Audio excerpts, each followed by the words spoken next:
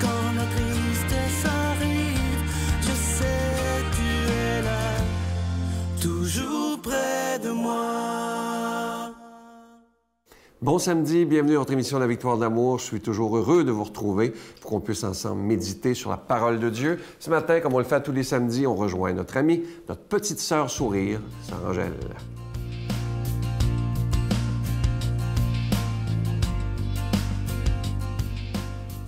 Mais bonjour, bon samedi. Je vous souhaite une très belle journée. Je pense que le mois de mai, c'est le mois de Marie, c'est le mois le plus beau. C'est le mois où on peut trouver la beauté de la nature, la beauté de tous et chacun de nous.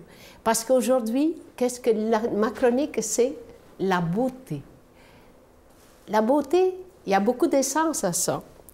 Je vais vous dire ça, la beauté n'est pas dans l'objet regardé, mais dans nos yeux. Souvent, les gens regardent quelqu'un, puis disent « Dis-moi pas pourquoi elle sort avec un tel, pourquoi que ça... » Je vais vous dire, la beauté, ça a beaucoup de sens. En plus, la beauté de l'âme se répand comme une lumière majestueuse sur les beautés du corps. Parce que, tu vois, quand tu aimes quelqu'un, tu trouves tout ce qu'il y a en lui ou en elle, tout ce qui est beau, tout ce qui nous plaît. Pourquoi? Parce qu'on appelle ça être en amour. Et quand on est en amour, on découvre des qualités que nous l'autre a vues, sauf toi, avec tes yeux remplis d'amour. La beauté qui est cachée au plus profond de mon âme ne peut être vue qu'avec les yeux du cœur. Et voilà, les yeux du cœur. Les yeux du cœur, hier, il y a quelqu'un qui est venu me voir, me saluer, et puis le monsieur, il était vraiment, je pense que ça faisait quelque temps que le monsieur était seul, et puis qui vivait quelque chose de triste, quelque chose de souffrant. Et il est arrivé, puis il me dit, « Sœur Angèle, voulez-vous me bénir?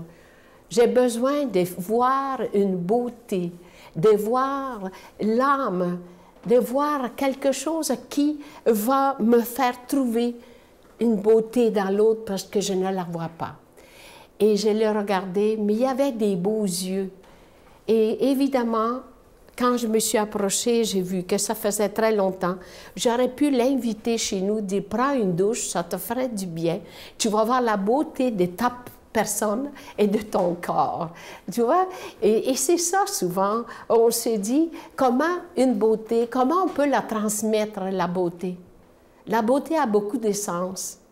Et j'ai dit, tu vois un enfant qui est là, qui te regarde, il est surpris, puis il te dit, ben, oh, il dit, c'est drôle, t'as l'air de ma grand-mère, mais c'est toute beauté, j'ai l'air de sa grand-mère. Alors, essayons tous et chacun de découvrir chez l'autre la plus belle beauté de la terre. Notre Père qui es aux cieux, que ton nom soit sanctifié, que ton règne vienne, que ta volonté soit faite sur la terre comme au ciel. Donne-nous aujourd'hui notre pain de ce jour. Pardonne-nous nos offenses comme nous pardonnons à ceux qui nous ont offensés. Ne nous laisse pas entrer en tentation, mais délivre-nous du mal. Car c'est à toi qu'appartient le règne, la puissance et la gloire pour les siècles des siècles. Amen. Donne-moi rendez-vous dans l'éternité, qu'il faut croire toujours en toi. Mais mon Dieu, j'ai besoin de toi, comme lui savoir dresser la table, chanter l'amour, gens de toute la terre. Joins mon cœur, je l'ai gardé pour toi, mon Dieu. La victoire de l'amour, c'est la force de la foi. On a tous un rendez-vous dans les bras de Je vous parle encore une fois de ce magnifique cadeau du mois. Il s'agit d'un bracelet protecteur. Il est en bois. Et si on l'a appelé le bracelet protecteur, c'est qu'il est orné de médailles de Saint-Benoît. Vous savez que Saint-Benoît, depuis toujours dans l'Église catholique, il est réputé pour protéger contre le mal et la maladie. Et vous savez comme moi à quel point ça va pas bien dans le monde présentement. Un peu partout sur la planète, on entend parler de guerre, de bruit de guerre. Et je pense qu'on n'a pas à avoir honte de prier Saint-Benoît et de lui demander de nous protéger, de protéger tous ceux qui nous entourent, de nous protéger contre le mal et contre la maladie. Je vous rappelle que c'est avec un don de 25 $ et si vous en voulez deux, c'est avec un don de 40 $. Je vous donne l'adresse, la Victoire de l'Amour, casier postal 120, succursale Boucherville à Boucherville, le J4B 5E6, je vous la redonne, la Victoire de l'Amour, casier postal 120, succursale Boucherville à Boucherville, le J4B 5E6, également par téléphone par carte de crédit du lundi au vendredi de 8h30 à 16h30 dans le 514-523-4433, 523-4433 ou sans frais, le 1-888-811-9291, 1-888-811-9291 et aussi sur notre site Internet, le www.lavictoiredelamour.org. Alors, je vous rappelle ce magnifique bracelet. Moi, je le porte avec beaucoup de fierté. Et je vous rappelle qu'il est en bois et il est orné de médailles de Saint-Benoît, qui est réputé pour protéger contre le mal. Et souvenez-vous, ceux qui connaissent mon histoire, moi, ma vie a repris il y a plus de 22 ans maintenant à Saint-Benoît-du-Lac. Et je crois que j'ai été très protégé depuis ce temps-là par Saint-Benoît qui protège du mal et de la maladie. Merci de votre grande générosité.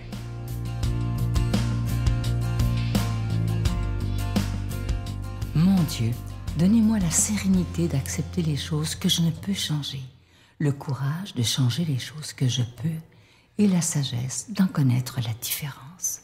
Amen. Aujourd'hui, la parole de Dieu est proclamée par notre ami Éloi Giard.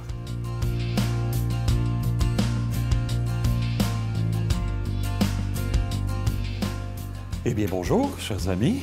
Bon matin. Nous voilà déjà rendus au 20 mai. Ça sent l'été, ça sent la résurrection, ça sent la vie, ça sent l'amour. Et pourtant, dans l'Évangile de ce matin, Jésus nous prévient, ça ne sera pas si facile que ça pour vous si vous voulez rester mes disciples. On va essayer de tourner une tonalité positive quand même, de célébrer la victoire de l'amour à travers ces mots-là. C'est de l'Évangile de Jean. Jésus disait, « Si le monde a de la haine contre vous, sachez qu'il en a eu d'abord contre moi. Si vous apparteniez au monde, le monde aimerait ce qui est à lui. Mais vous n'appartenez pas au monde, puisque je vous ai choisi en vous prenant dans le monde. Voilà pourquoi le monde a de la haine contre vous. Rappelez-vous la parole que je vous ai dite. Un serviteur n'est pas plus grand que son maître. Si l'on m'a persécuté, on vous persécutera vous aussi. Si l'on a gardé ma parole, on gardera aussi la vôtre. Les gens vous traiteront ainsi à cause de mon nom, parce qu'ils ne connaissent pas celui qui m'a envoyé. » Je suis sûr que la plupart d'entre vous, si vous avez mon âge ou si vous êtes un peu plus vieux, vous vous souvenez de la chanson de Mireille Mathieu, « Pourquoi le monde est sans amour ?» Et on l'a-tu chanté, hein? Ça ne peut pas durer toujours. Pourquoi le monde est sans amour? Moi, je ne sais pas. Moi, je ne sais pas. Dites-moi pourquoi. Eh bien, le monde, il y en est question dans l'Évangile de ce matin. Le monde a de la haine, il y en a eu contre moi, il y en aura pour vous de la haine aussi. Le monde, au sens où Saint Jean en parle, c'est pas tout à fait le monde comme on l'entend spontanément, nous autres, aujourd'hui. Le monde, là, c'est ce lieu de l'absence de Dieu, ce monde coupé de Dieu, où l'amour est même redouté, où on vit dans la peur, l'indifférence, dans le refus de partager, même dans le mensonge, pourquoi pas aussi la haine, la violence, l'enfermement. Dans ce contexte, il y a un jeune philosophe que j'aime bien écouter qui s'appelle Abdenour Bidar, qui était de naissance musulmane. Là, je suis plus sûr qu'il se décrit comme religieux encore. Bidar, il dit, on est en crise dans le monde actuellement, mais il y a une crise qui est la mère de toutes les autres, c'est la crise du lien. Les liens sont coupés avec soi-même, avec la nature, avec les autres, et moi j'ajoute avec Dieu. La crise du lien dans notre monde. Eh bien, quand Jésus a rendu témoignage en quelque part à la vérité de l'amour, il a voulu refaire les liens. Mais, il nous le dit, les réactions ont été diverses et il y en a qui ont eu peur et on s'est débarrassé de lui. Il était trop menaçant. On s'est débarrassé de Jésus parce qu'il était trop menaçant. Derrière les persécutions qu'il y a dans le monde, il y a toujours la peur. Y avez-vous pensé? La puissance de l'amour a quand même eu le dernier mot dans la vie de Jésus. Mais il nous prévient, le mal ne vous sera pas épargné. Avez-vous déjà souffert pour votre foi? Vous êtes-vous déjà fait... Je vais parler comme les jeunes. Vous êtes-vous déjà fait blaster, excusez le mot, vous êtes-vous déjà fait ridiculiser, tasser à cause de votre foi, plein de sous-entendus. Ça vous est-il déjà arrivé que les gens rient de vous parce qu'ils ont tassé ça depuis longtemps, eux autres? Et au fond, c'est la peur qui les mène. Il y a un écrivain italien que j'admire beaucoup. Il s'appelle Andrea Riccardi. Riccardi a publié en l'an 2000 un livre puissant qui s'appelle « Ils sont morts pour leur foi ». Savez-vous, il évalue que pendant le 20e siècle, savez-vous combien de gens, de chrétiens, sont morts juste parce qu'ils étaient chrétiens en plein 20e siècle? 3 millions sur la planète. 3 millions, souvent qui sont martyrs de la haine dans des tortures sadiques. Moi, je rends hommage à ceux et celles qui, dans ma vie, ont permis que j'aie la foi et qui probablement ont souffert de ça.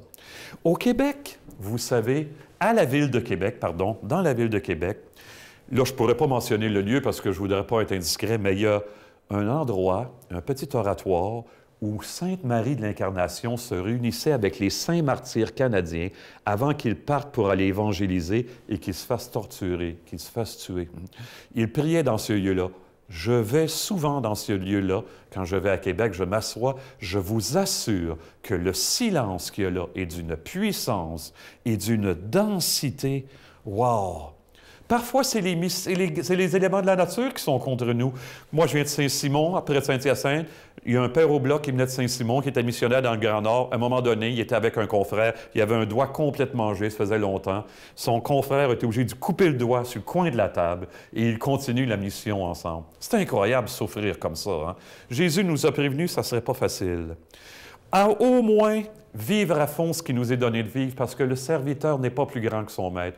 Mais quel honneur, quelle joie, quel beau défi de sentir que l'amour aura le dernier mot dans notre vie, quels que soient les tourments par lesquels on est obligé de passer. Que cet amour-là nous bénisse, qu'il nous entraîne, lui qui est Père, Fils et Esprit Saint, qu'il soit fécond au-delà de toute espérance, de toute apparence. Amen. Bonne vie tout le monde, bonne journée. Je vous salue Marie, pleine de grâce. Le Seigneur est avec vous. Vous êtes bénie entre toutes les femmes, et Jésus, le fruit de vos entrailles, est béni. Sainte Marie, Mère de Dieu, priez pour nous pauvres pécheurs, maintenant et à l'heure de notre mort. Amen.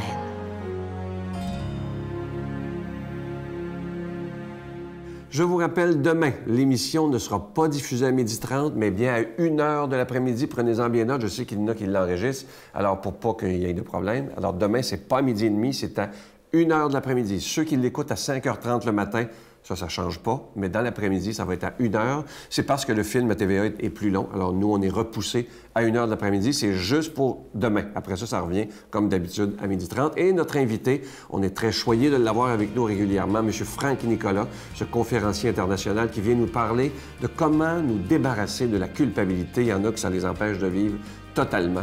Je vous attends demain, 1h. Bye. Bien souvent, et pas d'offense là-dessus, vous allez me trouver un peu rude, mais bien souvent, la première addiction de l'être humain, qui permet à l'être humain d'être en vie, de se sentir en vie, plein d'énergie, ça s'appelle le problème. La première addiction, c'est pas le sucre, c'est pas la nourriture, c'est pas l'alcool, c'est pas la cigarette, c'est le problème.